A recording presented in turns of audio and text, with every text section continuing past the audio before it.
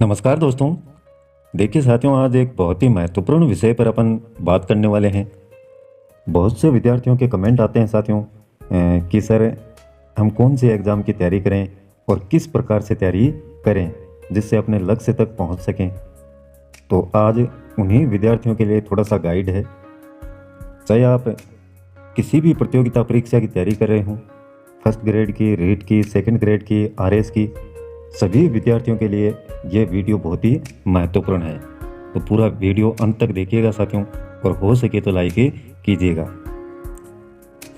Topic है साथियों, किसी भी परीक्षा को पास करने के 10 महत्वपूर्ण बिंदु। अब साथियों, सबसे पहले अपने आप को आप श्योर करें कि आपको किसकी तैयारी करनी है। जब भी आप किसी एग्ज़ाम की तैयारी करते हैं तो सबसे पहले अपने आप को आपको श्योर करना होगा कि आपको तैयारी किसकी करनी है, रीट की करनी है या आरएस की करनी है। ये सिर्फ आप ही डिसाइड कर सकते हैं साथियों। तैयारी होगी एक ही एग्ज़ाम की। अगर साथियों ये आप हैं और आपको कह दिया जाए कि आपको ये काम करना है और ये काम करना है और ये काम करना है, यानी चारों तरफ इतने कार्य आपके रख दिए जाएं और बोल दिया जाए कि उसी समय आपको ये कार्य करने हैं, क्या आप कर पाओगे? लिमिटेड समय है साथियों आपके पास में, और उस लिमिटेड समय में ये कार्य आप कतई नहीं कर सकते साथियों। कार्य अगर उसी समय में एक कार्य करने के लिए कहा जाए तो आप पूर्ण शिद्दत के साथ में वो कार्य किया जा सकता है, अन्यथा ना तो ये कर सकते हैं ना ये कर सकते हैं, और जो आपका मेन लक्ष्य होगा वह भी टूट जाएगा, यानी आप बंट जाएंगे। तो इसलिए साथियों सबसे पहले अपने आप को श्योर करें कि आपको तैयारी किसकी करनी है। ये 10 महत्वपूर्ण बिंदु इस प्रकार के हैं साथियों जो किसी भी एग्जाम को करके करवा सकते हैं, अगर आपने ध्यान से देख लिया इनको। श्योर होने से पहले साथियों आप 1000 बार सोच लें कि मेरे को रीट की तैयारी करनी है तो कुछ भी हो जाए लेकिन मैं अपने लक्ष्य से भटकूंगा नहीं। चाहे उसके बाद में आपको कोई कितना भी कहे, लेकिन आपका लक्ष्य क्या होना चाहिए? अटल होना चाहिए साथियों। एक बार आपने डिसाइड कर लिया तो उसके बाद में अगर बीच में किसी की एग्ज़ाम आ रही है तो आप उस एग्ज़ाम को दे सकते हैं, ना कि इस तैयारी को छोड़ के उसमें लग जाएं। तैयारी आपको एक की ही रखनी है, बाकी एग्ज़ाम आप किसी के भी दे सकते हैं साथ साथ में, लेकिन आपको अध्यापक बनना है तो साथ में आप पटवारी नहीं बन सकते साथियों। दूसरा पॉइंट है साथियों, उसके बाद उस परीक्षा का सिलेबस और परीक्षा पैटर्न। ये साथियों जिस प्रकार से किसी ताले की विशेष चाबी होती है, उसी प्रकार से ये सिलेबस और परीक्षा पैटर्न आपके एग्जाम की चाबी होती है। यानी जब तक ये ताला नहीं खुलेगा आप आगे बढ़ भी गए, अगर इसको तोड़ करके आप बढ़ भी गए साथियों तो भी सक्सेस नहीं हो पाएंगे। तो जो भी परीक्षा दे रहे हैं उसका सिलेबस आपके नींद में भी अगर आपसे पूछ लिया जाए तो अच्छे से याद होना चाहिए कि साइकोलॉजी में इतनी यूनिट हैं आपके, और इस यूनिट में ये टॉपिक दे रखा है।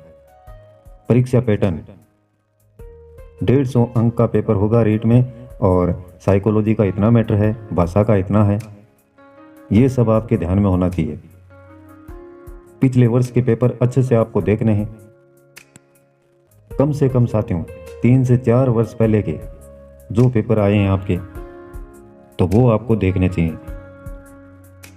उनमें से साथ में ये भी देखें कि किस एग्जाम में कौन से समय कहाँ से टॉपिक में से प्रश्न उठाए गए हैं, इससे भी आपको बहुत ज़्यादा फायदा होगा। अगला पॉइंट है साथियों, हर सब्जेक्ट का बेसिक होता है। चाहे साइकोलॉजी पढ़ें, चाहे अपने सब्जेक्ट को पढ़ें या भाषा को पढ़ें, हर सब्जेक्ट का क्या होता है? बेसिक होता है।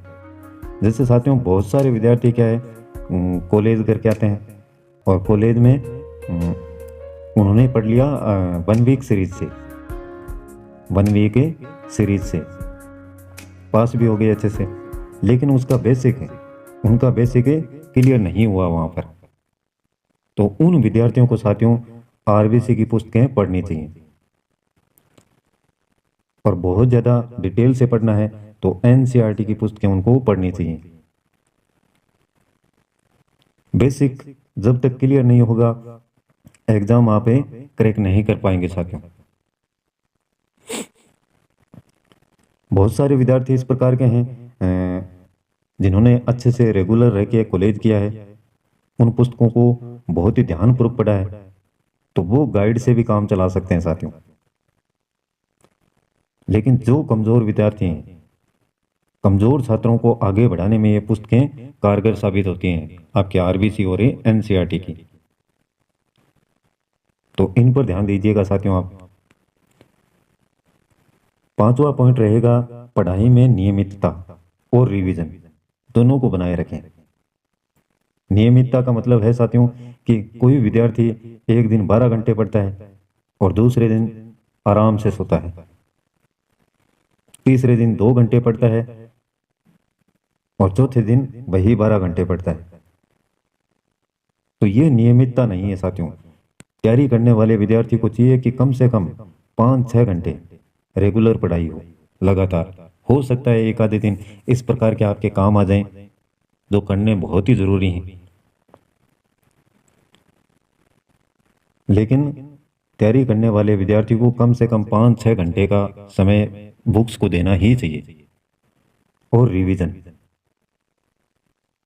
लगातार पढ़े ही पढ़े जा रहे हैं तो उससे भी कुछ ही नहीं होगा साथियों। साथ साथ में आपको रिवीजन भी करना पड़ेगा। जो टॉपिक पढ़े हैं उनको दोहराना होगा। सही मार्गदर्शन में तैयारी करें। पहले के समय में बात अलग थी साथियों, माता पिता भी अनपढ़ थे, लेकिन आज के ज़माने में सभी के माता पिता भी शिक्षित हैं और बहुत सारे सोशल मीडिया हैं जहाँ से आप मार्गदर्शन ले सकते हैं। और जो योग्य व्यक्ति हैं साथियों, उनके मार्गदर्शन में ज़्यादा आपको फर्क देखने को नहीं मिलेगा। तो योग्य व्यक्तियों के द्वारा आप मार्गदर्शन लें जिससे आपकी तैयारी और ज़्यादा अच्छी होगी। सातवां है सकारात्मक ऊर्जा वाले लोगों से संपर्क में रहें, नहीं तो कम से कम नकारात्मक प्रवृत्ति के लोगों से दूर रहें। इस प्रकार के लोगों से संपर्क में रहें जो पहले से किसी उच्च पद पर कार्यरत हों, जिनको अच्छा खासा अनुभव हो। नहीं तो साथियों कम से कम इतना तो आप कर सकते हैं कि जो नकारात्मक प्रवृत्ति के लोग हैं उनसे दूर रहें। जैसे साथियों किसी की शादी है, दूर दराज के रिश्तेदार हैं या गांव में हैं, तो ये नकारात्मक प्रवृत्ति के लोग क्या करेंगे, ये कहते हैं यार चल अभी तो कोई विज्ञप्ति जारी नहीं हुई, चलते हैं आजा शादी में चलते हैं, और उसके 5-6 घंटे खा गए वहां से। तो दूसरे दिन उस पर क्या बनेगा, फिर भार बनेगा। तो इस प्रकार के लोगों से उनको दूर ही रहना चाहिए। एक बात को अच्छे से समझ लें साथियों आप, सफलता का जो रास्ता है वो मेहनत से ही होकर निकलेगा। जो सफल व्यक्ति हैं उन्होंने पहले क्या किया है, अच्छे से मेहनत की है, उसके बाद ही वो सफल हुए। तो आपको भी पूरी जोर से मेहनत तो करनी पड़ेगी साथियों, पूरी शिद्दत के साथ में। ऐसे नहीं कि रीट की एग्जाम आ गई रो रो के पढ़ रहे हैं, यार अब तो मेरे को पढ़ना पड़ेगा। पढ़ना पड़ेगा, और एक ये होता है कि मैं पढ़ूंगा, मेरे को पढ़ना है हर हाल में। तो ये जो पढ़ना है, पढ़ूंगा, ये सफलता की तरफ जाता है साथियों। और एक रो रो के पढ़ रहा है, यार विज्ञप्ति आ गई अब तो पढ़ना ही पड़ेगा, तो वो सक्सेस नहीं हो पाता है साथियों। मेहनत भी साथियों एक नशा है, जिस दिन ये नशा हो जाएगा पार हो जाओगे। नशे की साथियों यहाँ पर बात किसी मादक पदार्थ लेने से नहीं हो रही है, बल्कि मेहनत के नशे की। जैसे साथियों किसी नशेड़ी को आपने देखा हो, वो अपनी ही मस्ती में झूमता है, मस्त मस्त होके, उसको किसी से कोई भी मतलब नहीं रहता है साथियों। जब उसने नशा कर रखा है एक अलग ही मस्ती में। और जब आप मेहनत करेंगे साथियों, तब आप में भी एक इस प्रकार का नशा छा जाएगा, और जिस दिन ये नशा हो गया पार हो जाओगे साथियों।